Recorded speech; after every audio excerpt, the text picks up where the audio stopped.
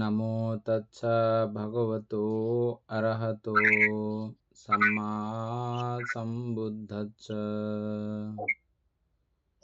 জগৎপূজ্য মহাকারুণিক তথাগত সম্যক সম্বুদ্ধ শ্রীচরণে কৃতজ্ঞ প্রণাম নিবেদন করে পুণ্যপারমিতে অংশগ্রহণকারী সকল উপাসক উপাসিকাগণের নিরোগ দীর্ঘায়ু সুখী জীবন তথা জ্ঞান বিমণ্ডিত জীবন কামনায় শুরু করতে চলেছি আজকের অভিধর্ম চর্চা ক্লাস।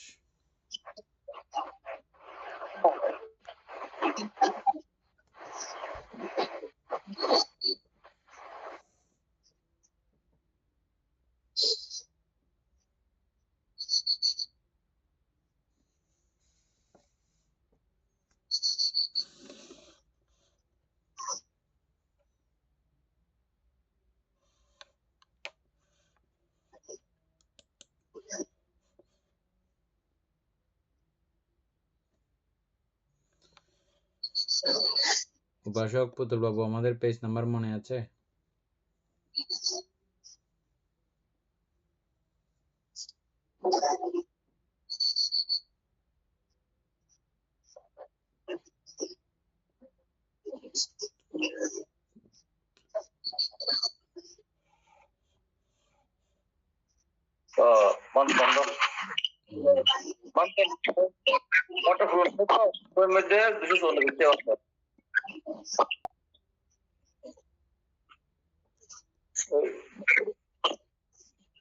দুর্মুচ্ছা করে পাঁচটা দৃষ্টিপথ হয়েছিল, দৃষ্টিপথ আসলে কত পরামর্শ এগুলো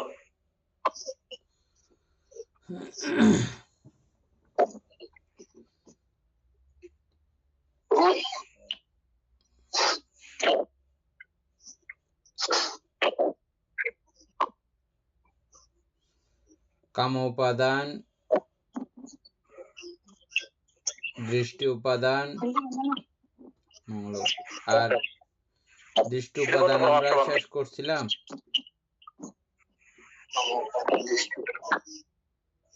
ওটা নিয়ে আলাপ হচ্ছে আর কি মানতে দৃষ্টিপথ দৃষ্টিপথ শেষ মানতে শিলগত পরামর্শ আর কি এটা লাভ করছে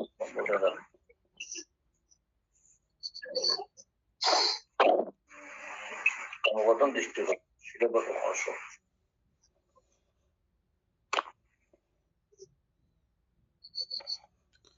দৃষ্টি উপাদান সম্পর্কে আলোচনা শেষ হয়ে গেছিল।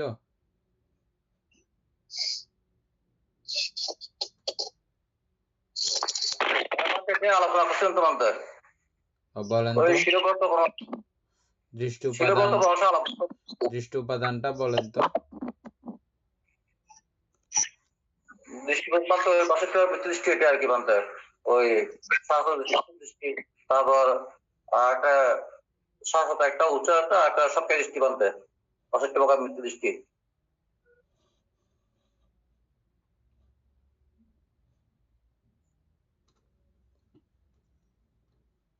৬২ প্রকার মিথ্যা দৃষ্টি সবগুলোকে গুছিয়ে যদি বলা হয় তাহলে কিভাবে বলবেন? একদম সংক্ষিপ্ত করে, শর্ট করে যদি বলেন কিভাবে বলবেন? সংক্ষিপ্ত বলতে ওই প্রথম হইল সবকে দৃষ্টি, আমি আমার যেগুলো মনে করে মানতে, তারপর শাসত হইল মানে অর্থাৎ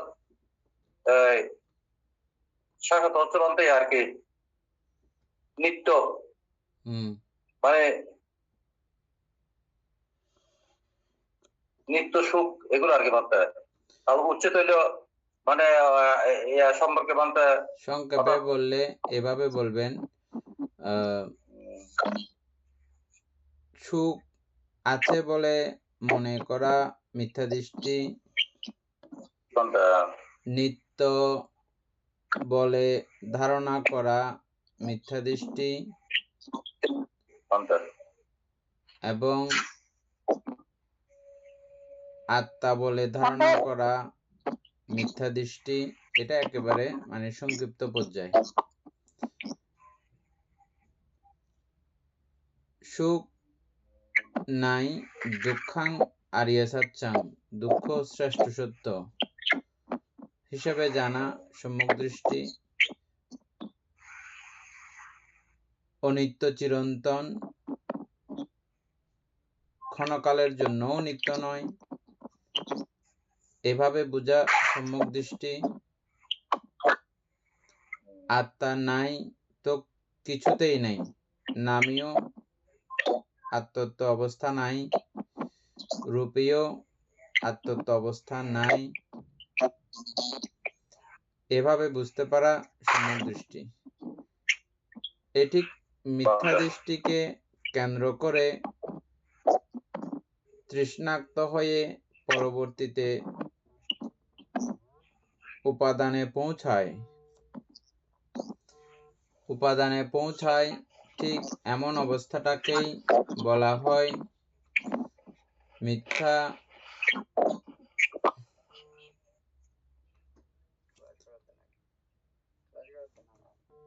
দৃষ্টি। এই মিথ্যা দৃষ্টিকে কেন্দ্র করে যে উপাদান হয় ওটাই দৃষ্টি উপাদান।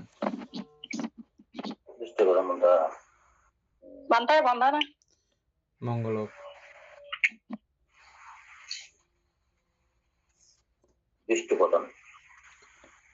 আর শিলব্রত উপাদান হচ্ছে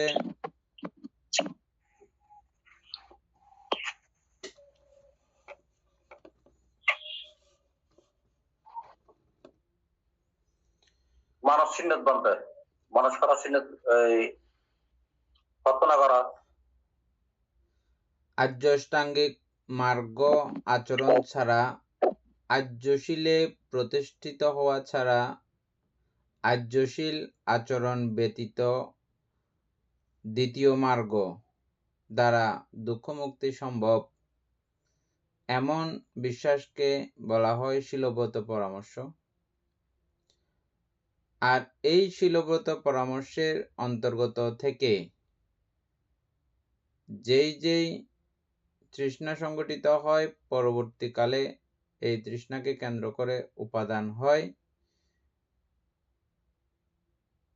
ওটাকেই বলা হয় শিলব্রত উপাদান। তাহলে কি দাঁড়ালো? আর্যশীল কাকে বলে?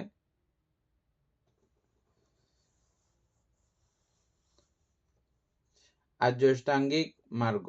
আর্যশীল কাকে বলে? আর্যাষ্টাঙ্গিক মার্গ। সাম্মাদিট্ঠি হইতে সাম্মা সমাধি পর্যন্ত এই 8টা হচ্ছে আর্যশীল। এই ছাড়া অন্য কোনো রাস্তাতে দুঃখ মুক্তি সম্ভব, এটা যদি বিশ্বাস করা হয় তাহলে তিনি শিলব্রত পরামর্শ নিয়ে আছেন।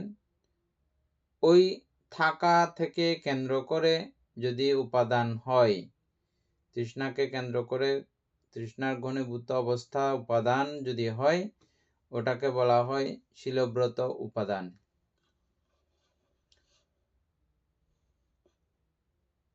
আত্মবাদ উপাদান, এই আত্মবাদ উপাদান অবশ্য সেই দৃষ্টি উপাদানের মধ্যেই আমরা আলোচনা করে ফেলেছি অলরেডি। তারপরও এই আত্মবাদ উপাদান পরবর্তী।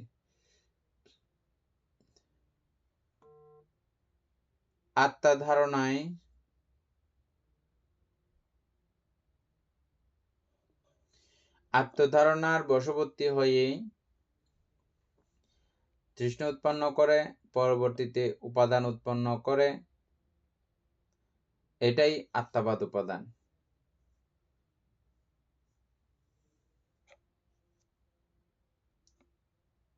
উপাসক দীপেন বাবু বলেন আত্মবাদ উপাদান সম্পর্কে বলেন।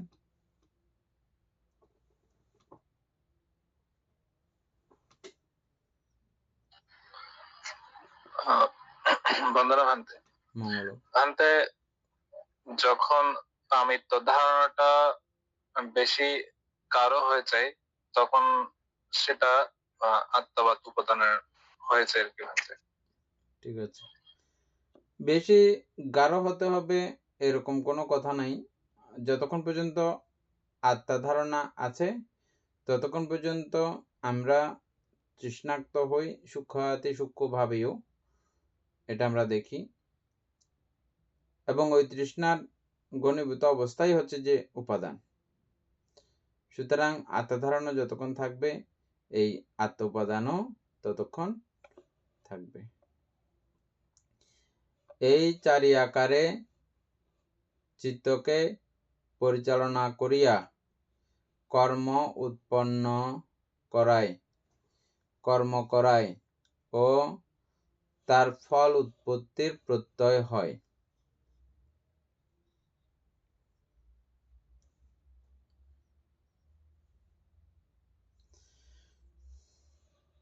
এটাই হচ্ছে যে উপাদানের প্রত্যয়ে না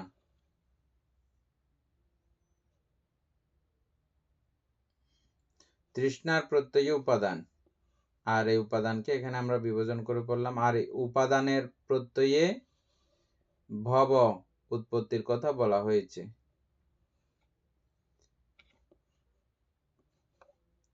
ভব বলতে আমরা কি বুঝেছিলাম? জন্মবীজ বা যেগুলো 19 প্রকার প্রতিসন্ধি বিজ্ঞান আকারে সন্নিবেশিত হয়ে যায়, সঞ্চিত হয়ে যায় বা জন্ম দেওয়ার মতো পরিস্থিতি অর্জন করে ফেলে, এগুলোকে বলা হয় ভব। তাহলে উপাদানের প্রত্যয়ে এই ভবের উৎপত্তি। সেই ভব দুই অর্থে ব্যবহৃত হইয়াছে। ওই ভবটা দুই অর্থে ব্যবহার করা হয়, কর্মভব এবং উৎপত্তি ভব।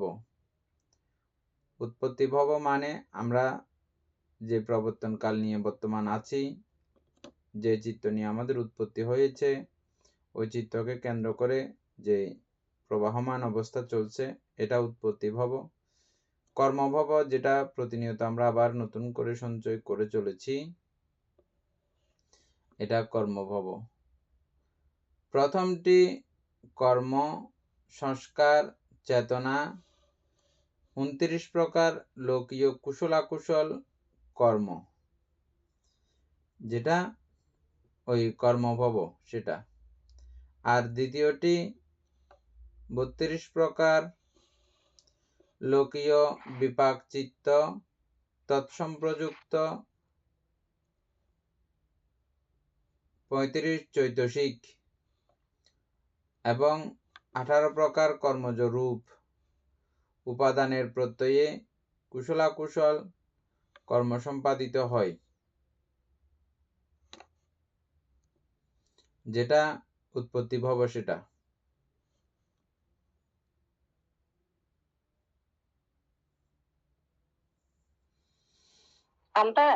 বলেন। এখানে তৎসম্প্রযুক্ত 35 প্রকার চৈতসিক, এখানে যেমন সর্বচিত্ত সাধারণ চৈতসিক এগুলো ধরতে পারি, প্রকীর্ণ চৈতসিক এগুলো যাবে, অকুশল চৈতসিক যাবে, শোভন সাধারণ চৈতসিকের মধ্যে এখানে কোনগুলো আসবে সেটা বুঝতে 35টা হচ্ছে না। এখানে এ পর্যন্ত অকুশল চৈতসিক আর প্রকীর্ণ চৈতসিক, সর্বচিত্ত সাধারণ চৈতসিক, এখানে হয় আপনার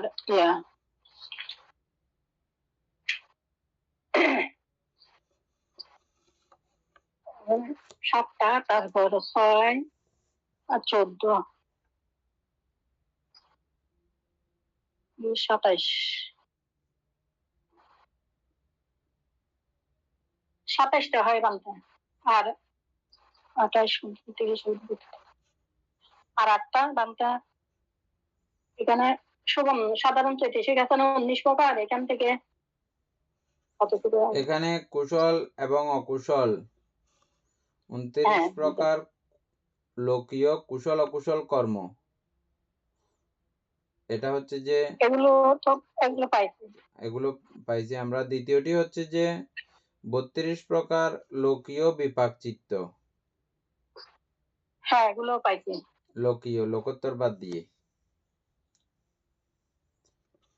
তারপরে হচ্ছে যে এবং সেই লোকীয় চিত্তের, লোকীয় বিপাক চিত্তের সম্প্রযুক্ত 35 চৈতসিক, এই 35 চৈতসিকের মধ্যেও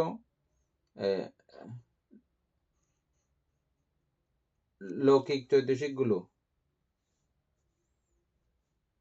35 চৈতসিক আমরা বাইর করছিলাম আগে, কখনো করি নাই। উপাসক দীপেন বাবু, এটা কোন রকম প্রশ্ন করে বাইর করতে পারেন কিনা দেখেন, এই 35 চৈতসিকটা কেমন। আমরা 52 প্রকার চৈতসিকের মধ্যে ওই সর্বচিত্ত সাধারণ চৈতসিক 7 প্রকার, তারপর প্রকীর্ণ চৈতসিক 6 প্রকার, 7 13। তারপর এখানে অকুশল চৈতসিক 14, এখানে 27টা হয়। তো এখানে আর 8টা সাধারণ সাধারণ চৈতসিকের মধ্যে কোনগুলো হবে সেটা শোভন সাধারণ কয়টা আছে? 19টা বানতে। এখানে প্রথমে আর গুলো হবে মনে হয়, প্রথম 8টা পর্যন্ত হবে মনে হয়। শোভন সাধারণ না, শোভন সাধারণ 19টা। হ্যাঁ 19টা বানতে। তো 19টা হলে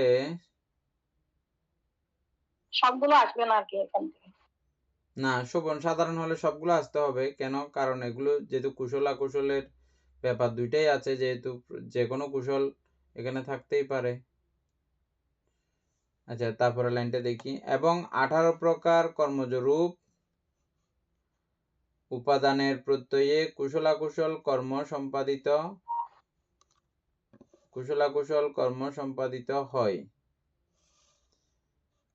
তাহার ফলে কাম, রূপ, অরূপ, সংজ্ঞা, অসংজ্ঞা, ভবাদিতে জন্ম হয়। আচ্ছা, সবকিছু ঠিক আছে, কিন্তু 35 প্রকার চৈতসিকগুলো বাইর করানো যাচ্ছে না। উপাসক দীপেন বাবু চেষ্টা করে দেখেন এই 35 চৈতসিকটা বের করা যায় কিনা। হ্যাঁ,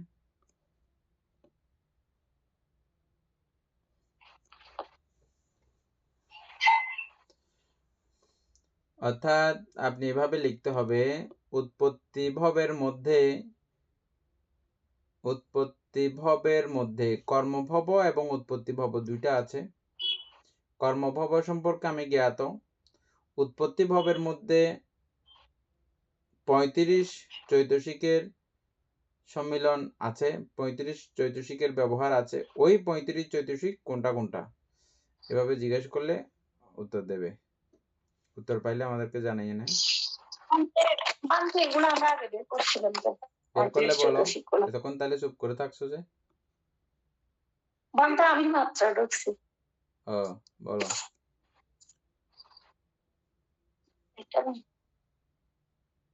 সর্বচিত্ত সাধারণ চৈতসিক হচ্ছে যে 7টা, তারপর প্রকীর্ণ চৈতসিক 6টা, তারপর সুবর্ণ চৈতসিক হচ্ছে যে 19টা, পরে বিরতি চৈতসিকের মধ্যে সম্যক বাক্য আর সম্যক কর্ম 2টা, প্রজ্ঞেন্দ্রিয় ঠিক 1টা।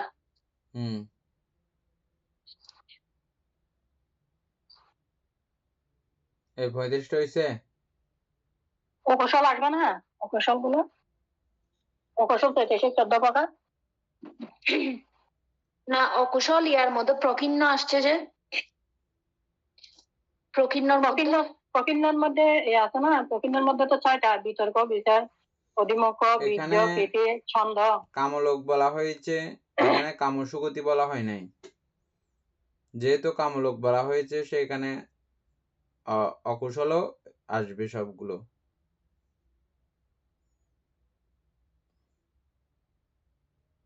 বান্তে এগুলা অন্য সমান চৈতসিক 13টা যেগুলো আছে, এগুলা কুশল এবং অকুশলের সঙ্গে এগুলা যুক্ত হবে। তো ওইগুলা সর্বচিত্ত সাধারণ 35টা যেটা আছে এখন বাইর করা যেটা আছে ওটার ভিত্তি আছে কিনা দেখো ভালো করে। এখানে যে বাদ যেগুলো পড়বে, কেন বাদ পড়ছে এটা একটু বাইর করে রাখবা, ঠিক আছে? এখন এটা নিয়ে আমরা সময় কাটাচ্ছি না, এটা কালকে মনে রাখবা আবার।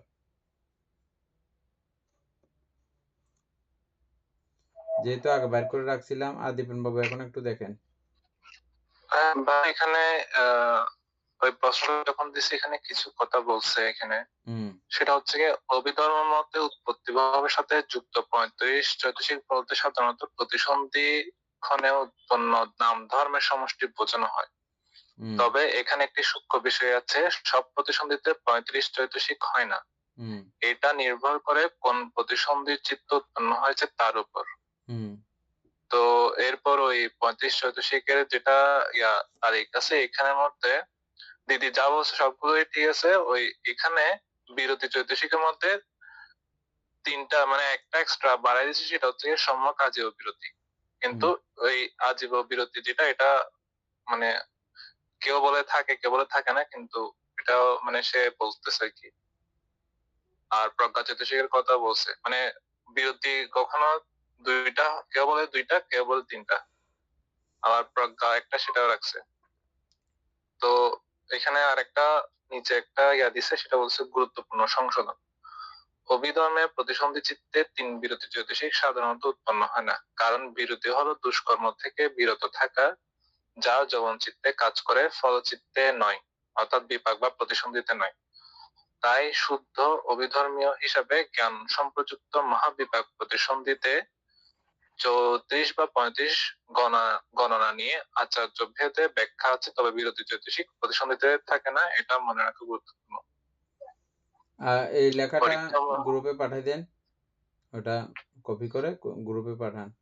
অমিত বলবো এটা লিখে রাখতে হবে, 35 চৈতসিক সম্পর্কে পেজে নাম্বার টাম্বার দিয়ে সবকিছু রাখবেন। হ্যাঁ, উৎপত্তি ভাবকে কেন্দ্র করে উৎপত্তি ভাবের সঙ্গে, উৎপত্তি ভাব বলতে 19 প্রকার প্রতিসন্ধি বিজ্ঞান সবগুলো আর কি। হ্যাঁ, এগুলোর সঙ্গে 35 চৈতসিকের সংযোগ আছে। আচ্ছা, যাই হোক, তারপর হচ্ছে যে 18 প্রকার কর্মজ রূপ, আমরা এটা জেনেছিলাম গত ক্লাসে। যেগুলো কর্মজ রূপ আছে এগুলো উপাদানের প্রত্যয়ে কুশলাকুশল কর্ম সম্পাদিত হয়, তাহার ফলে কামরূপ অরূপ সংজ্ঞা অসংজ্ঞা ভবাদিতে জন্ম হয়। এই উৎপত্তি ভবের প্রত্যয়ে বা ভবের প্রত্যয়ে যেটা জন্ম, এটা এভাবে। এদূর পর্যন্ত না বুঝে থাকলে কেউ বলেন। দীপেন বাবু, বাবার ওখানে একটা টিকা আছে, টিকাটা একটু পড়লে পড়েন।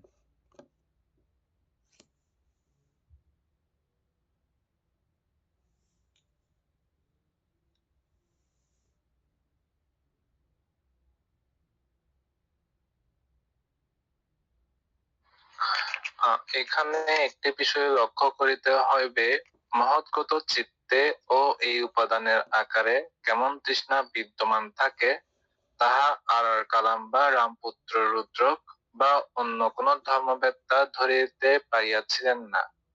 সাক্ষ্যমণি কিন্তু ইহা ধরিয়া ফেলিয়াছিলেন, এবং সেজন্য তং ধম্মং অনলঙ্করিত্বা তমহা নিবিজ্জা উরুবেলার প্রতিদ্রুম মূলে গিয়াছেন এবং পণ্ডিত সমুৎপাত আবিষ্কার করিয়া তৃষ্ণা মুক্ত হইয়াছিলেন।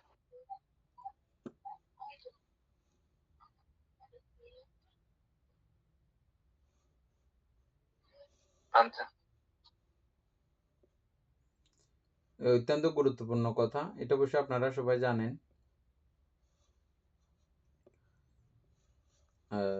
আপনি তো বুঝছেন না এই কথাটা মর্মার্থ?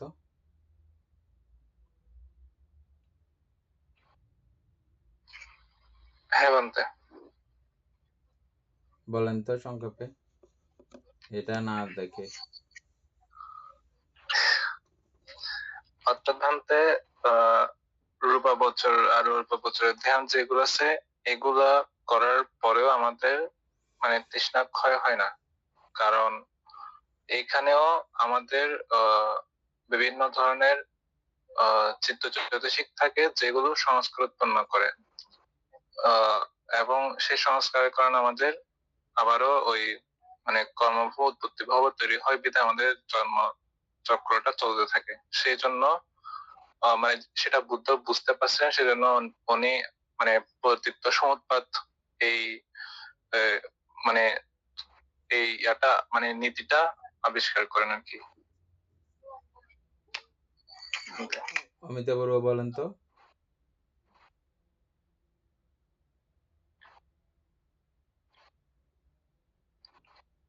বান্তা ডিপেন্ড যেগুলো বলছে এগুলো এইগুলো ঠিক আছে। আর এমনি বুদ্ধ যখন মানে দেখছে যে এখানে মানে সংসার চক্রের মধ্যে আমরা যে মানে সবসময় এই যে ভবা চক্রে ঘুরে ঘুরে যে জন্মান্তর এইভাবে যে আসতেছে, এটা বুদ্ধ মানে যখন ওনাদের কাছে গেছিল তো ওনারা তো মানে বলতে পারে না, তো তখন উনি এই বুদ্ধিজম বলে বসে ধ্যান সাধনার মাধ্যমে ওইখানে মানে পতিত সমুৎপাদ নীতিটা কিভাবে যে মানে তৃষ্ণা বিমুক্ত করা যায়, তৃষ্ণা থেকে মুক্ত হওয়া যায়, এই পতিত সমুৎপাদ নীতিটা মানে আবিষ্কার করছে বলতে। ইনি বলো তো।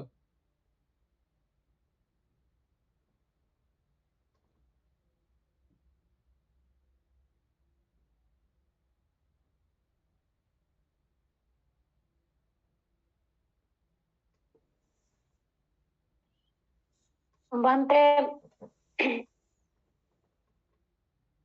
অর্থাৎ যে ঋষি আর কালাম ওনারা মহৎগত ধ্যান পর্যন্ত বা মহৎগত চিত্ত পর্যন্ত ওনারা লাভ করতে পেরেছেন, কিন্তু ওইখানেও যে আসলে সূক্ষ্ম আকারে যে একটা তৃষ্ণা বিদ্যমান থাকে বা একটা আসক্ত থাকে, সেটা কিন্তু ওনারা কিন্তু ওনাদের ধ্যানের মাধ্যমে কিন্তু মানে উচ্চ স্তরের ধ্যান জানতেন, কিন্তু ওইটা যে উচ্চ স্তরের ধ্যান সেটাও জানতেন, কিন্তু ওই ধ্যানের মধ্যেও যে তৃষ্ণা যে সূক্ষ্ম অবস্থায় থাকে বা অবশিষ্ট থাকে সেটা কিন্তু ওনারা বুঝতে পারেনি।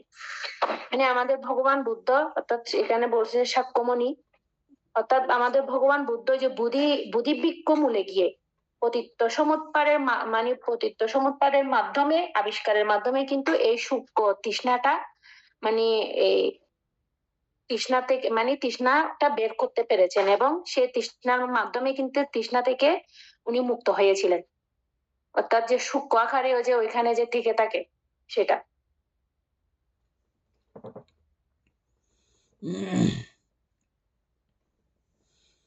হ্যাঁ, ঠিক আছে। অর্থাৎ ওই মুহূর্তের ওই চিত্তগুলোর প্রতিও ওনাদের তখন ভালো লাগা, ভালোবাসা এটা থাকে, ওই সূক্ষ্ম অবস্থা যেটা একেবারে ঋষি আরাকারাম, রামপুত্র, উদ্ধব এরা তো একেবারে ধ্যানের চরম পর্যায়ে ছিলেন, এবং ওনাদের কাছ থেকে শেষ পর্যন্ত চলে যাওয়ার সময় ওনারা লোকীয় ধ্যান এটা শেষ, মানে ধ্যানের এখানেই শেষ, এর থেকে আর কোনো ধ্যানের, তার মানে তার অষ্টসমাপত্তি লাভী ছিলেন। তো অষ্টসমাপত্তি লাভী থাকা অবস্থায় তারা তাদের চিত্তের মধ্যে তাদের চিত্ত যে ওই অবস্থাটাকেও যে ভালোবেসে আছেন বা তৃষ্ণাক্ত হয়ে আছেন, এটা নর্মালি বোঝা খুব মানে সত্যি সত্যি খুব কষ্ট হয়। এখন আপনারা নিশ্চয়ই এগুলো বুঝতেছেন যে কেন কষ্ট এটা। কোথায় আকাশ অনন্তায়তন প্রথমে গেল, তারপরে আবার বিজ্ঞান অনন্তায়তন, এর থেকে আরও সূক্ষ্মাতি সূক্ষ্ম অবস্থা আকিঞ্চায়তন, একেবারে সূক্ষ্মতার চরম অবস্থান নৈবসংজ্ঞা নাসংজ্ঞায়তন পর্যন্ত তারা পৌঁছছেন। সেখানে নর্মালি কোনো কিছু দেখা যাবার কথাও না, হ্যাঁ, এমন একটা পর্যায়ে, কিন্তু শেষ তো হয় নাই, আছে সেখানে এখনো পর্যন্ত আছে সেই সূক্ষ্ম জায়গায়। এই একটু করে থাকলে আবার ইন্ধন পাইলে একদম, যেমন আগুন একেবারে ছোট হোক কিন্তু উপযুক্ত তার মানে আগুন ছোট, এবং সেই ছোট অনুযায়ী ছোট যদি খড় যদি তার সঙ্গে লাগে, মনে করো আগুনটা একেবারে ছোট, কিন্তু সেই ছোট আগুনের মধ্যে বড় গাছ একটা দিলে হয়তো জ্বলে উঠবে না, কিন্তু সেই আগুনের সঙ্গে তুমি ছোট একটা একদম সুতার মতো জিনিস লাগাও, এটা আগুন ধরে যাবে। করতে করতে এটা ওই আগুনটা আবার বড় হতে সময় লাগবে না, এটার থেকে এটা একটু বড়, এটার থেকে এটা বড় করতে করতে আবার সেম জায়গা আগের জায়গায়, এভাবে। তাহলে এই তৃষ্ণা আবার ইন্ধন পাইলে মাত্র আবার আগের সমস্ত কিছু আবার সে ধরে আনতে সক্ষম, পুনরায় আবার পুনর্গঠিত করতে সক্ষম। তারা এটা বুঝতে না পারলেও বুদ্ধ তার জ্ঞান আদি বলে, পারমী পূর্ণিতা বলে এটা তিনি বুঝতে পেরেছিলেন। বুঝতে পেরেই তিনি পুরো এই চক্রটা আবিষ্কার করেছেন, এই জন্মচক্রটা। আচ্ছা, যাই হোক, এখানে এরপরে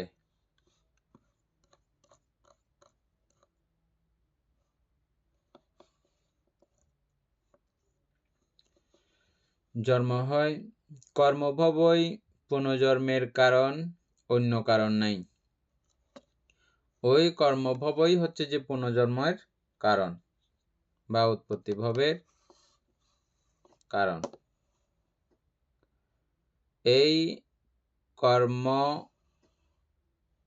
প্রকৃতি উপনিশ্রয়। এই প্রকৃতি উপনিশ্রয় কাকে বলে? ওই দিন অমিতাভ বড়ুয়া পাইছিলেন না?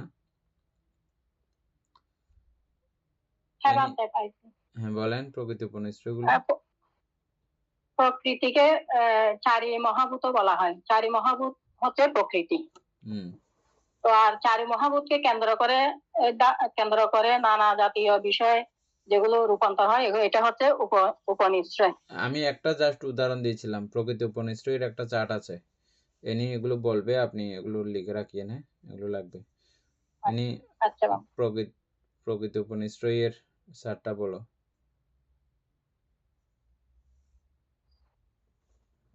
99 প্রকার চিত্ত, 52 প্রকার চৈতসিক, 28 প্রকার রূপ, প্রজ্ঞপ্তি, নির্বাণ সবগুলাই হচ্ছে যে প্রকৃতির উপনিশ্রয়। এই প্রকৃতির উপনিশ্রয় কিভাবে হলো, কেমনে হলো দীপেন বাবু, এটা বের করতে পারবেন?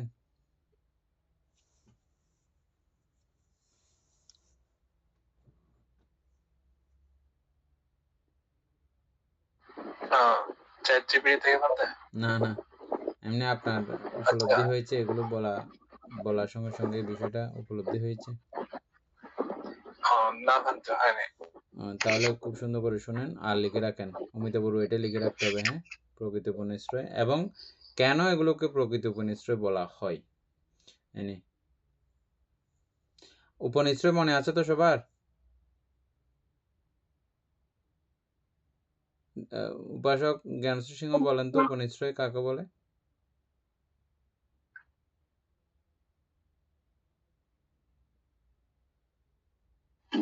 লোককে কেন্দ্র করে যেটা কোনো একটা কাজ করে ফেলি, সেটা ওই জিনিসটাই, মানে কোনো একটা বিষয়ের উপরে লোভ বলতে সেখানে লোভও হতে পারে বা দেশও হতে পারে। কোনো কিছুকে কেন্দ্র করে যে ঘটনাটা ঘটানো হয় সেটাই উপনিশ্রয়, যার উপরে ভিত্তি করে ঘটনাটা ঘটে।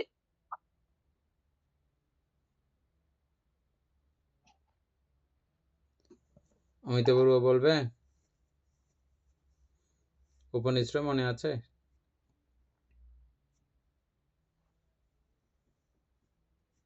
উপনিশ্রয় যেমন আমার লোভ আছে, কিন্তু লোভ এটা করার জন্য আমার যে কোনো একটা কারো সাহায্য, কোনো একটা চৈতসিকের সাহায্য লাগবে, সেটাই হচ্ছে যে উপনিশ্রয়। লোভটা হচ্ছে সরাসরি। এনি উদাহরণ সহ সুন্দর করে বলো তো উপনিশ্রয়।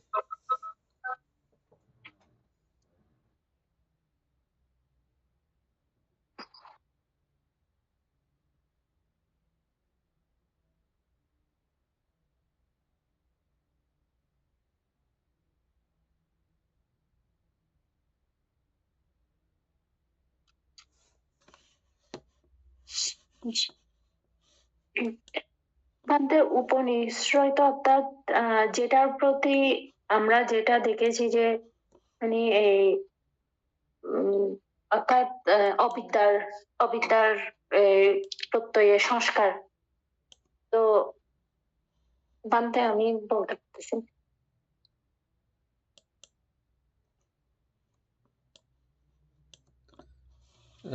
নিশ্রয় প্রত্যয় একটা আছে, উপনিশ্রয় প্রত্যয় একটা আছে।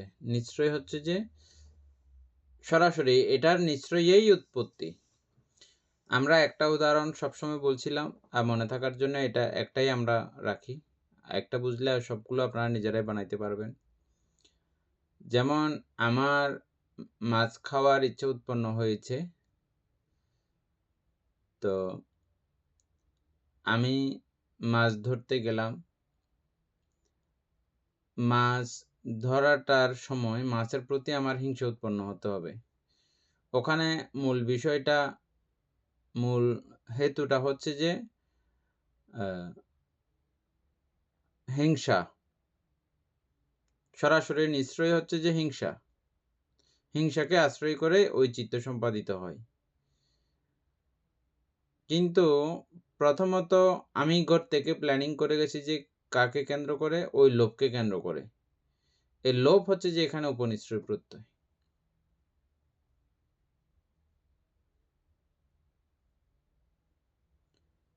এভাবে পরোক্ষভাবে সরাসরি উপস্থিত থাকবে না, কিন্তু পরোক্ষভাবে আগে থেকেই ও সাপোর্ট দিয়েছে। সাপোর্টকে কেন্দ্র করে ওই ক্ষেত্রে গিয়ে কিন্তু অন্য কিছু হয়, অন্য চৈতসিকের কাজ, প্রধান কাজ অন্য চৈতসিকের, কিন্তু একে সাপোর্ট করেছে এর আগে আরো অন্য চৈতসিকে। ওরকম যেই ঘটনার মধ্যে থাকবে ওগুলোকেই বলা হয় উপনিশ্রয় প্রত্যয়। আর এই উপনিশ্রয় হতে পারে এই সব চিত্তগুলো এবং চৈতসিকগুলো, এবং এ নিয়ে এগুলো আবার আবৃত্তি করো, অমিতা বড় এগুলো লিখে রাখতে হবে, এই উপনিশ্রয় প্রত্যয় এগুলো। আবার 52 প্রকার চৈতসিক, 89 প্রকার চিত্ত, 28 প্রকার রূপ, তারপর প্রজ্ঞপ্তি আর নির্বাণ। হ্যাঁ, কিভাবে হবে এখন বুঝে গেছেন? এই চিত্তকে কেন্দ্র করে, এই চিত্তকে কেন্দ্র করে আমি ওই করতেছি, ওটা করতেছি। হ্যাঁ, আবার এগুলো সবগুলো উপনিশ্রয় প্রত্যয় কিভাবে হলো? উপনিশ্রয় প্রকৃত উপনিশ্রয় কিভাবে হলো? ওই যে প্রকৃতির, এগুলো আমাদের পুরো সিস্টেমটাই প্রকৃতির, পুরো নাম রূপটাই প্রকৃতির, এটা তো বুঝতে পারেন? পুরো নাম রূপের সিস্টেমটাই প্রাকৃতিক বা প্রকৃতি। জগতে যা কিছু আছে সবগুলো কিন্তু প্রকৃতি। প্রকৃতি উপনিশ্রয় মনে রাখা, বোঝা অত্যন্ত জরুরি। আচ্ছা, তাহলে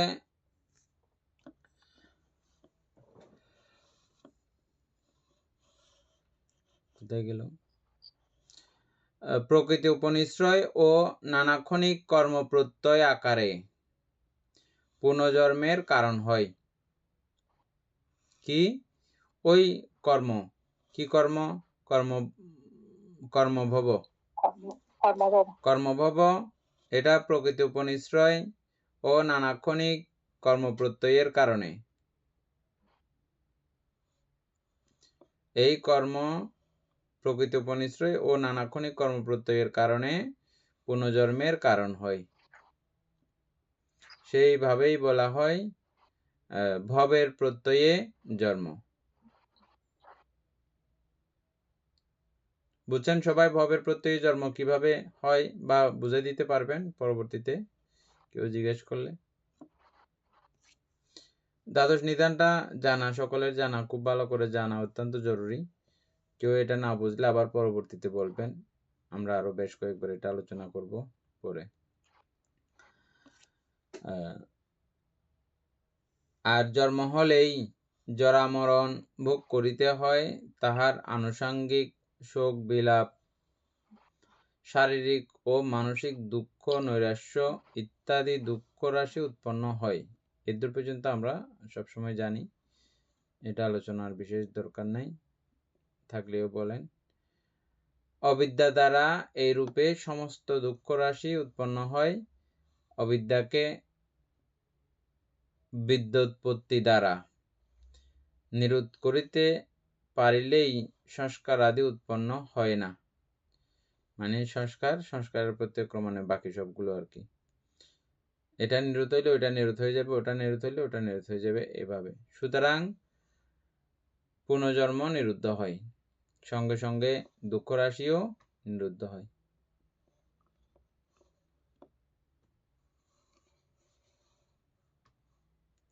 এভাবেই উল্লেখিত ত্রিকাল, দ্বাদশাঙ্গ, বিংশতি আকার, ত্রিসন্ধি, চারিসংক্ষেপ, ত্রিবৃত্ত, এই দুই মূল অনুবাদে, এগুলো আবার অনুবাদের মধ্যে বিশদ আছে, কোন অনুবাদে এটা আমরা এখানে পাইনি।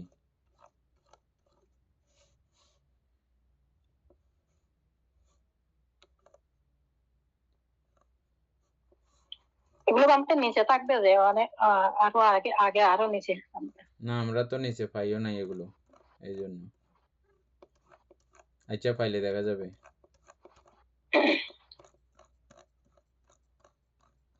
দীপেন বাবু প্রস্থান নীতিটা পড়েন।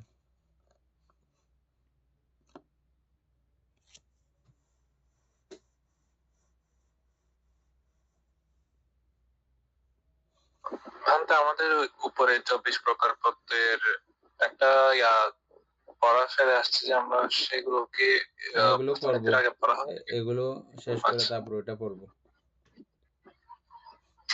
আচ্ছা ঠিক আছে।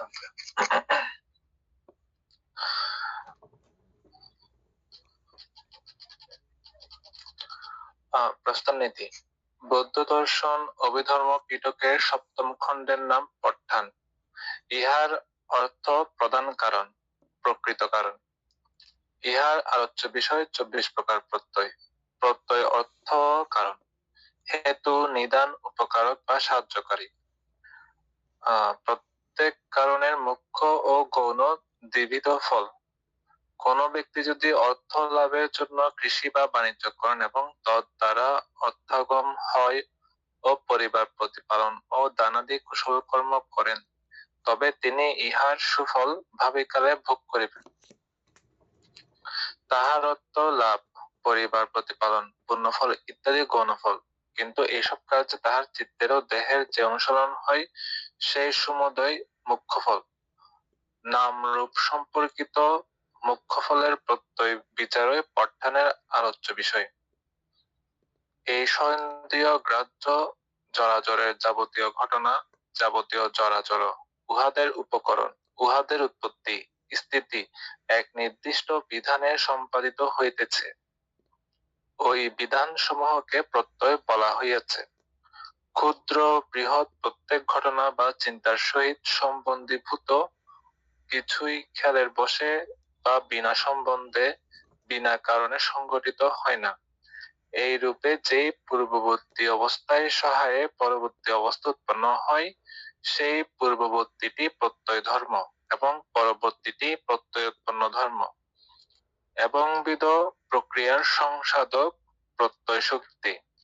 এই প্রত্যয় শক্তি 24 প্রকারে প্রতীয়মান হয়। অবিদ্যা প্রত্যয় ধর্ম এবং সংস্কার প্রত্যয় উৎপন্ন ধর্ম। অবিদ্যা হেতু প্রত্যয় স্বভাব বিশিষ্ট হইলে অকুশল সংস্কার উৎপন্ন হয়, কিন্তু অবিদ্যাকে যদি হেতু হইতে না দিয়া উপনিশ্রয় প্রত্যয় আকারে ব্যবহার করা হয়, তবে কুশল সংস্কার উৎপন্ন হয়। দুগ্ধকে একভাবে ব্যবহার করে তাহা হইতে দধি জন্মে, অন্যভাবে ব্যবহার করে মাখন উৎপন্ন হয়। অবশ্য অবিদ্যার সম্পর্কে সংস্কার প্রত্যয় উৎপন্ন ধর্ম বটে, কিন্তু বিজ্ঞানের সম্পর্কে সংস্কার প্রত্যয় ধর্ম এবং বিজ্ঞান সংস্কারের প্রত্যয় উৎপন্ন ধর্ম। এই রূপে যাহা একের সম্পর্কে প্রত্যয় ধর্ম, তাহা অন্য একটি সম্পর্কে প্রত্যয় উৎপন্ন ধর্ম।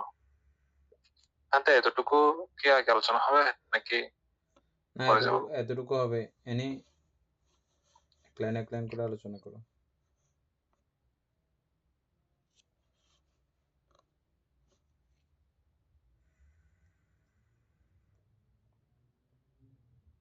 বুদ্ধ দর্শন অভিধর্ম পিটকের সপ্তম খণ্ডের নাম হচ্ছে পট্টান।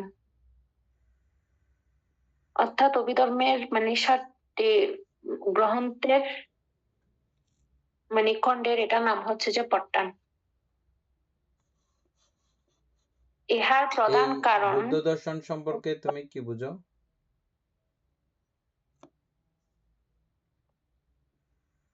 বান্তে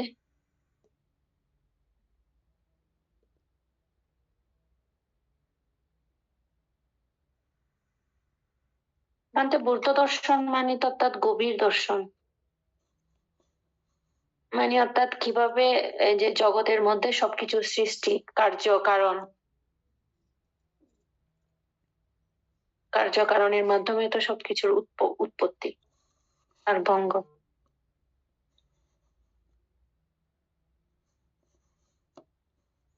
এই উপাসক জ্ঞানশ্রী সিংহ বলেন তো, বৌদ্ধ দর্শন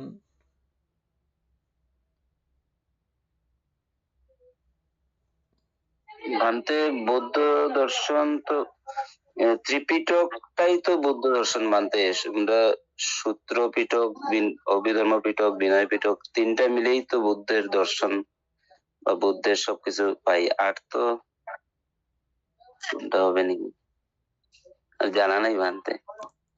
বুদ্ধ দর্শন হচ্ছে যে মূলত অভিধর্ম পিটককেই ধরা হয়, তবে পুরো ধর্ম দর্শন সূত্র পিটক এবং অভিধর্ম পিটক দুইটাই অভিধর্ম পিটকেরই অন্তর্গত। যাই হোক, তারপরও অভিধর্মের মধ্যে একদম পুরো সূত্রের মধ্যে যা যা কিছু অনেক লম্বা করে বলে, এটা খুব শর্টকাট বা মূল কথা এখানে আছে আর কি। এখানে কোনো গল্প বা অন্য কিছু কোত্থেকে কোথায় কিভাবে বলেছেন ওইরকম কিছু লেখা নাই।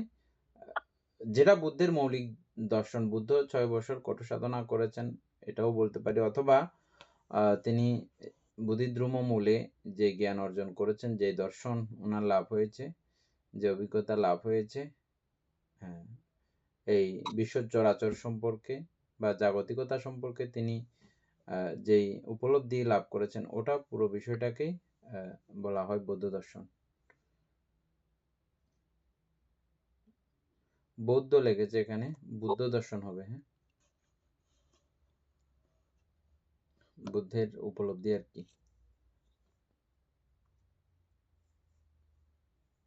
এই অভিধর্ম পিটকের মধ্যে সপ্তম খণ্ডের নাম হচ্ছে যে পাঠান। হ্যাঁ, নি তারপরে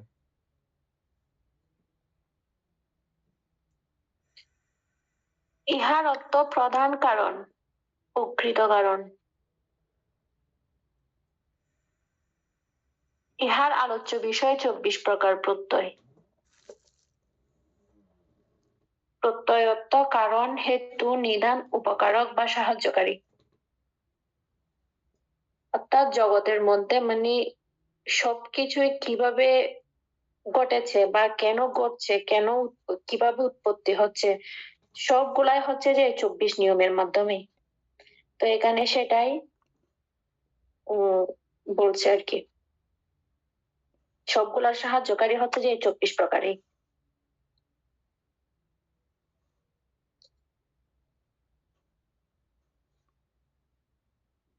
ঠিক আছে। তারপর তাইলে এখানে এই পাঠানকে আরো কি কি নামে ডাকা যাচ্ছে?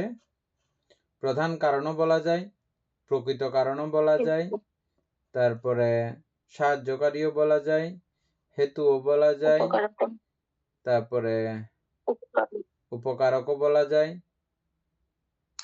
এই শেষ। তাহলে মানে পাঠান জিনিসটা কি আরো বিভিন্ন নাম দিয়ে আমরা চিনতে পারতেছি এখন, না?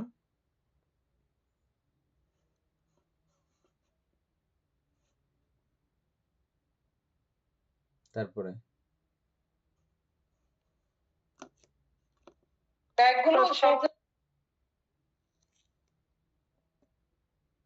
তারপরে প্রত্যেক কারণে মুখ্য ও গৌণ দ্বিবিধ ফল। অর্থাৎ প্রত্যেকটা কারণের মধ্যে দুইটা ফল থাকে, একটা হচ্ছে মুখ্য, একটা হচ্ছে গৌণ। মানে আমরা যে কোনো কাজ করলে সেটার দুইটা দিক থাকে। এগুলো হচ্ছে যে কোনো ব্যক্তি যদি অর্থ লাভের জন্য কৃষি বা বাণিজ্য করেন এবং তদ্বারা অর্থাগম হয় এবং পরিবারও প্রতিপালন দানাদি কুশল কর্ম করেন, তবে তিনি ইহার সুফল ভাবিকাল কালে ভোগ করিবেন। তাহার অর্থ লাভ, পরিবার প্রতিপালন, পুণ্য ফল ইত্যাদি হচ্ছে গৌণ ফল। অর্থাৎ গৌণ ফলাফল মানে হচ্ছে যে বানতে যেটা মানে এই এখানে তো বিশেষ করে অর্থ দিয়ে সেটা বোঝাচ্ছে, মানে অর্থ উপার্জন করে সেটা নিজের পরিবারের প্রতিপালন করেন এবং কুশল কর্ম সম্পাদন করেন এবং সেটা মানে এই ভবিষ্যতের জন্য সেটা বুক করার জন্য রেখে দেন, ওইটাই হচ্ছে যে গৌণ।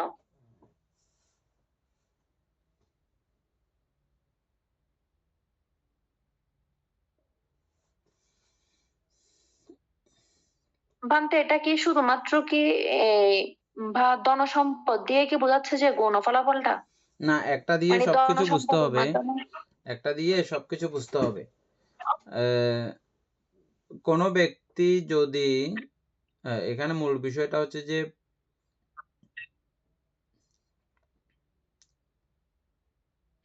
প্রত্যেক কারণের মুখ্য ও গৌণ দ্বিবিধ ফল। আমরা যে 24 প্রকার কারণ পড়তেছি, এগুলোর মধ্যে আবার মুখ্য কারণ এবং গৌণ কারণ এরকম দ্বিবিধ ফল থাকতে পারে। ঠিক আছে?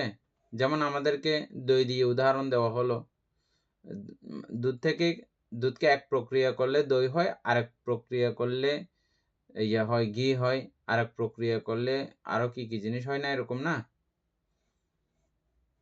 এক এক প্রক্রিয়াতে করলে এক এক জিনিস হয়।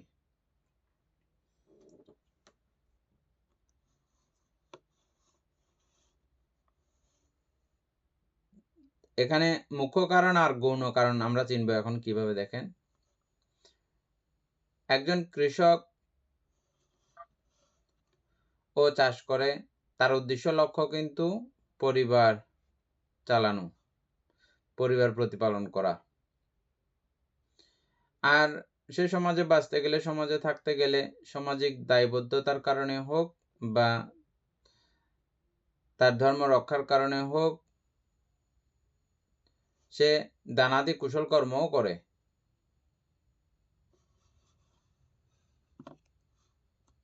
এই দানাদি কুশল কর্ম হচ্ছে যে এটা গৌণ ফল। প্রধান ফল হচ্ছে যে সে পরিবার প্রতিপালন করতেছে। তার মাথায় থাকে যে পরিবার প্রতিপালন করা। সবার ক্ষেত্রে একই না। যেমন আমরা বৌদ্ধ গল্পের মধ্যে একজন উপাসকের কথা শুনেছি। ওনার নর্মালি খাবার থাকার মতো সবকিছু ওনার ছিল, তবে দানাদি করার জন্য যতটা ওনার করতে ইচ্ছে করে ততটা অর্থ ওনার ছিল না। তাই উনি দূরদেশে গিয়েছিলেন ধন অর্জন করার জন্য। ব্যবসা বাণিজ্য করে ধন অর্জন করবেন এবং কুশলাদি কর্ম সম্পাদন করবেন। তখন কিন্তু ওনার দানাদি কুশল কর্ম করাটাই হচ্ছে যে ওই ব্যবসায়ী যাওয়ার এটা মুখ্য কারণ। পরিবার চলবে এটা, বা অন্যান্য কাজও হবে ওই টাকা দিয়ে, এটা গৌণ কারণ। এরকম করে বুঝতে হবে আর কি। তবে তিনি ইহার সুফল ভাবিকালে ভোগ করেন। এখানে এমনি নরমালি এই কথাটা যুক্ত করা হয়েছে। বলেন। এখানে যেটা বলা হয়েছে যে মানে অর্থ লাভ, পরিবার প্রতিপালন এবং পুণ্যফল, সেটাকে গৌণ বলছে। আর যেটা ব্যবসা করেন বা কৃষি কাজ করেন সেটাকে মুখ্য বলা হচ্ছে। মানে চিত্তের ও দেহের যে অনুশীলন হয়, মানে সেই ব্যবসা করতে গিয়ে বা সেই কৃষি কাজ করতে গিয়ে যে চিত্তের ও দেহের মানে নাম এবং রূপের যে অনুশীলন হয়, সেই সমুদয় মুখ্য ফল। মানে কাজটা করতে গিয়ে যা যা ওনার মানে দেহের অনুশীলন হয় বা নামের অনুশীলন হয়, চিত্তের অনুশীলন হয়, সেটাকে মুখ্য বলা হচ্ছে। আর গৌণ বলা হচ্ছে যে অর্থ লাভ করা, প্রতিপালন করা, পুণ্য ফল লাভ করা, সেগুলোকে গৌণ বলা হচ্ছে। এইখানে লাস্টে যেটা বলা হচ্ছে, পরিবার প্রতিপালন, পুণ্যফল ইত্যাদি গৌণ ফল। কিন্তু এইসব কার্যে তাহার চিত্তের ও দেহের যে অনুশীলন হয় সমুদয় মুখ্য ফল। নাম রূপ সম্পর্কিত মুখ্য ফলের প্রত্যয় বিচারই পাঠ্যানের আলোচ্য বিষয়।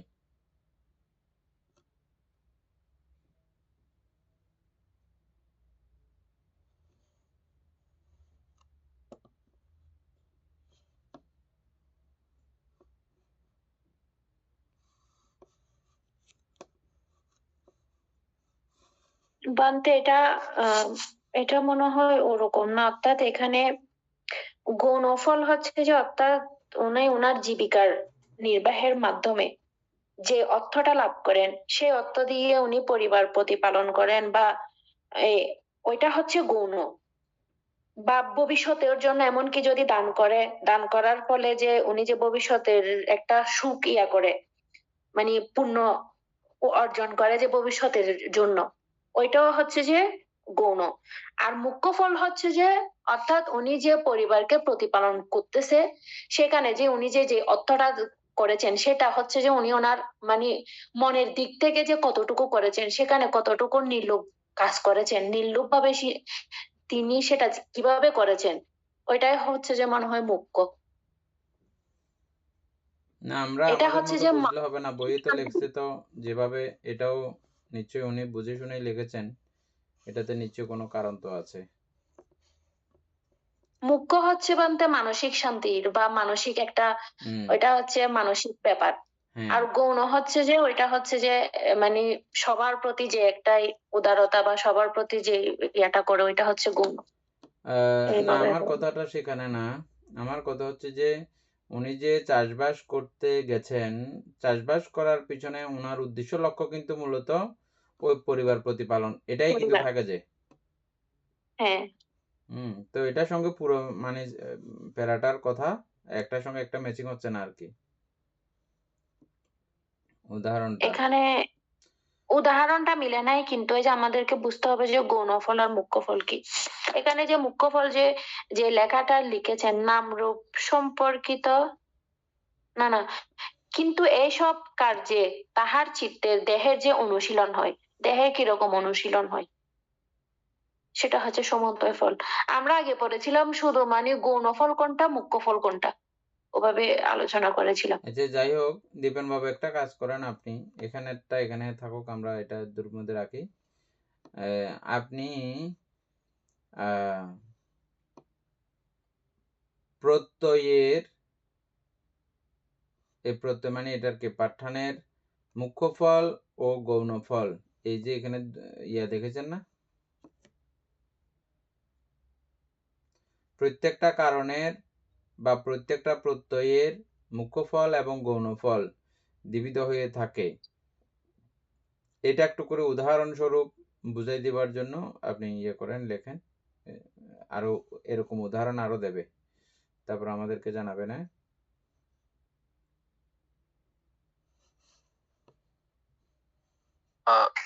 প্রত্যয়ের মুখ্য ফল ও গৌণ ফলের উদাহরণ দেওয়ার কথা বলবো কি ভান্তে? হ্যাঁ,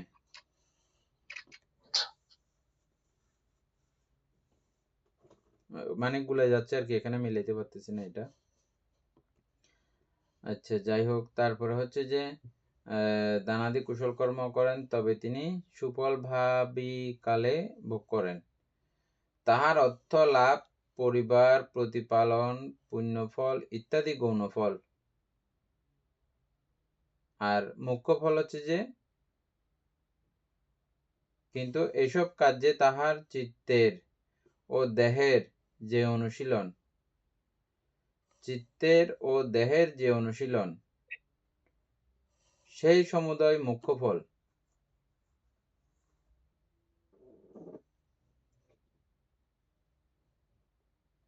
উদাহরণটা বোঝা অত্যন্ত জরুরি, এটা না বুঝলে পরবর্তীতে অসুবিধাই আছে। আচ্ছা, এনে তারপরে দেখো নামরূপ থেকে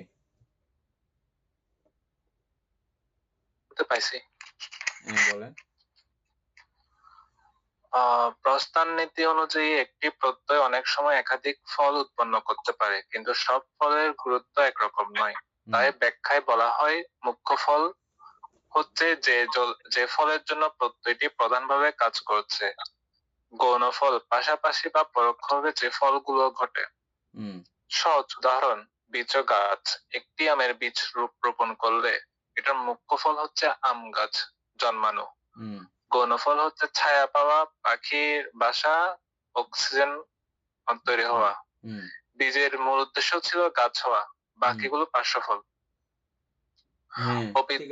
ঠিক আছে, হয়ে চার লাগবে না। এখানে আমরা যেটা বলছি, যেমন আমি দুইটাই কথা বললাম, আমি দানাদি কুশল কর্ম করাকে ওটাকে কেন্দ্র করেও ওটা করতে পারি, ওটাও আমার প্রধান চেতনা থাকতে পারে, বা আদার্স অন্যগুলো যেমন শরীর সুস্থ রাখা, এটাও আমার প্রধান চেতনা থাকতে পারে। এটা প্রধান চেতনা হইলেও এটাকে কেন্দ্র করে আরো অন্যান্য অনেকগুলো কাজও হয়। এনে বোঝা গেছে? আমরা মূলত এই উদাহরণটাতে বুঝতে না পারলেও এটা কিন্তু হচ্ছে। যেমন আমি প্রথমেই বললাম, আমার প্রধান চিন্তা হচ্ছে যে পরিবার প্রতিপালন করা, কিন্তু এটা করতে গিয়ে অর্থ তো আসলো, আর এই অর্থ দিয়ে আমার পাশাপাশি আরো অনেকগুলো কাজ চললো। যে কাজগুলো চললো ওগুলো সবগুলো গৌণ ফল। তাহলে মুখ্য ফল হয়ে গেল কোনটা? পরিবার প্রতিপালন। পরিবার প্রতিপালিত হচ্ছে এটা। হ্যাঁ, আবার আমি যদি বলি যে আমার দেহ এবং মনের ঠিক রাখার জন্য, মনের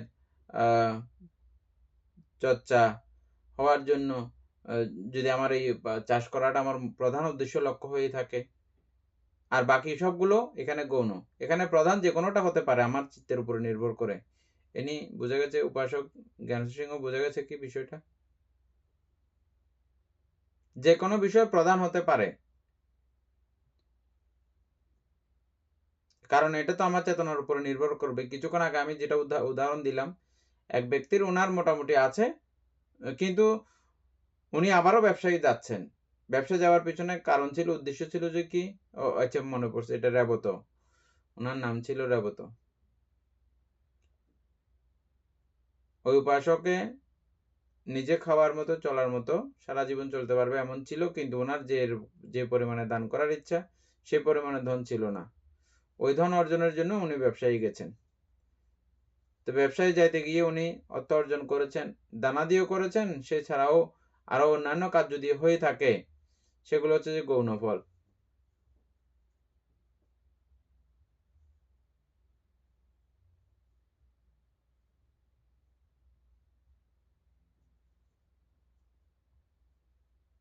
উপাসক জ্ঞান শৃঙ্গ বুঝছেন? ভান্তে ওই যে ব্যবসা বা কৃষি মানে সেটা কুশলের দিকে যদি চিন্তা করি, ধরুন পুণ্য ফল বা প্রতিভার কুশল অকুশলের কোনো ব্যাপার থাকার দরকার নেই। প্রতিপালন। কুশল অকুশলের ব্যাপার থাকার দরকার নেই, যে কোনোটা আর কি। আমার উদ্দেশ্য হচ্ছে যে ওটা, ঠিক আছে? মানে আমার উদ্দেশ্য হচ্ছে যে হত্যা করা, কিন্তু ওই হত্যা করতে গিয়ে সেখানে আমি আবার নানা ধরনের বাচনিক অকুশলও করেছি, ওটাও করেছি, ওটাও করেছি, আরো অনেক কিছু করেছি, কিন্তু প্রধান উদ্দেশ্য কিন্তু আমার হত্যা করা। ওই হত্যাকে কেন্দ্র করে আরো অনেক কিছু সেখানে সম্পাদিত হয়ে যায়। প্রধান উদ্দেশ্য ওইটা, আর আউটসাইড আরো অনেক কিছু এরকম হয়। তো সেই ক্ষেত্রেই এভাবে বিচার করলে পুরো জিনিসটা মিলে।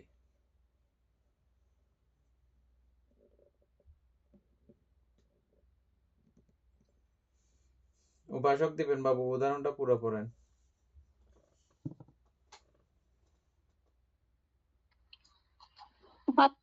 মুখ্য ফল আর গৌণফল যেটা বলছেন যে, অর্থাৎ ওই যে মানে গৌণফল হচ্ছে যে অর্থাৎ সবার জন্য উনি যে প্রাণী হত্যাটা করেছেন সেটাই হচ্ছে যে গৌণ, মানে ওটা সবার উদ্দেশ্য করে উনি করেছেন।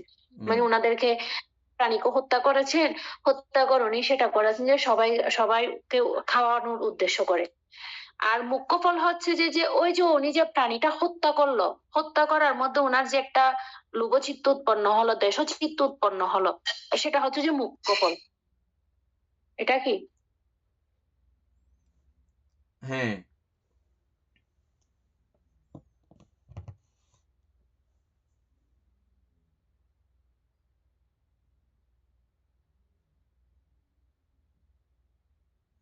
তার মানে হচ্ছে যে মানে এখানে তাহলে মুখ্য ফলটাই মানে গুরুত্বপূর্ণ বেশি, হ্যাঁ, কারণ সেটা তার চিত্তের মধ্যে ওইটা মানে কিভাবে কাজটা আমি সম্পাদন করতেছি, কিভাবে করে যাচ্ছি, ওইটা হচ্ছে যে নির্ভর করতেছে আমার সংস্কার তৈরির পিছনে, আমার অবিদ্যার পিছনে হচ্ছে যে মুখ্য ফলটাই মেইন কারণ।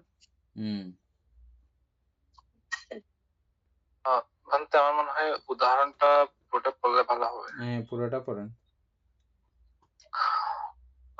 প্রথমত আমরা ওই গাছের এটা তো বুঝছি, এখন হচ্ছে গিয়ে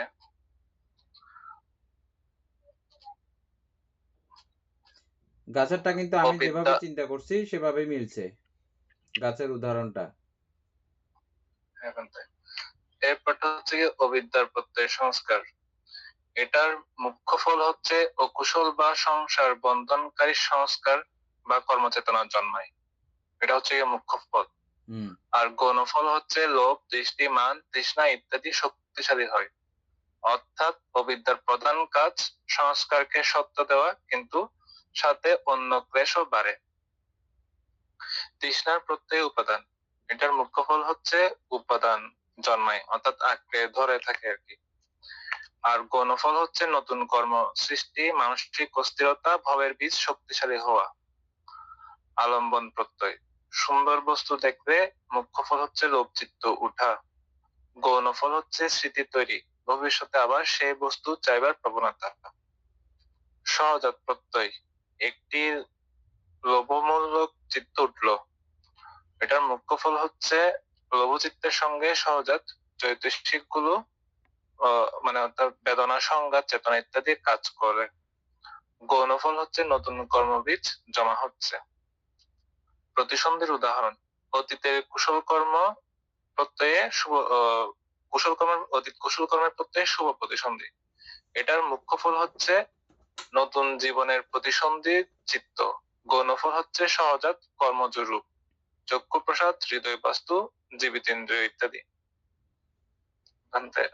আচ্ছা, মূল ধারণা, যে ফলকে সামনে রেখে প্রত্যয়টি প্রধানভাবে কাজ করে সেটাই মুখ্য ফল, আর তার সাথে যে পার্শ্ব বা সহায়ক ফল ঘটে তা গৌণফল। অভিধর্মে এটা বিশেষভাবে বোঝা দরকার, কারণ একটি কারণ কখনো একাধিক স্তরে কাজ করে। উপাসক জ্ঞানশ্রী সিংহ যেটা বুঝছেন এই পর্যন্ত আলোচনা শুনে এটা বলেন তো।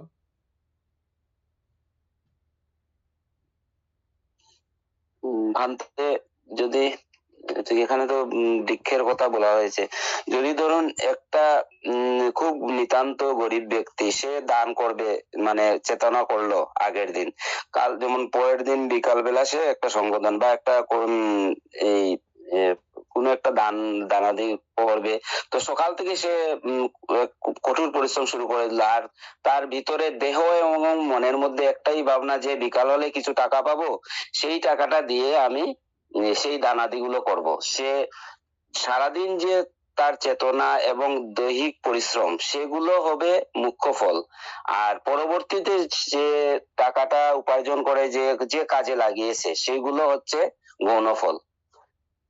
সেরকমই একটা বোঝা যাচ্ছে। আরো অনেক উদাহরণ হতে পারে, আমি একটা দেখুন মানে এইরকমই বুঝলাম আর কি। প্রথম যেটা বইয়ের লেখা যেখানে আছে, বইয়ে যেটা লেখা আছে সেটাও মানছি। আমি যদি চেতনা, যদি আমার দেহ মনের চর্চার বিষয় যদি থাকে, আমার চেতনা হচ্ছে যে শুধু এই কাজটা করতেছি যে, বা কৃষি কাজটা করতেছি যে আমার দেহ মনের সজীবতা রক্ষা করার জন্য, এটা যদি প্রধান হয়ে যায় তাহলে এটা প্রধান ফল, আর বাকিগুলো সবগুলো গৌণ। আবার পরিবার প্রতিপালন, এটা যদি প্রধান মানসিকতায় থাকে তাহলে ওটা প্রধান ফল, বাকি সবগুলো গৌণ। এভাবে এখন বুঝছেন, মানে দুদিক থেকে হতে পারে। এখানে বইয়ের মধ্যে এক সাইড থেকে লেখছে তো এই জন্য একটু হয়ে গেছে, আমাদের বুঝতে কষ্ট হয়ে যাচ্ছে। ঠিক আছে, আর ওই দীপেন বাবুর পড়াতে সব ক্লিয়ার হয়ে গেছে। ঠিক আছে, এরপরে পড়লে আস্তে আস্তে আরো বুঝে যাবে। এনি তারপরে আচ্ছা, আজকে তো আর সময়ও নাই, এখানে থাক, কালকে থেকে আবার। হ্যাঁ,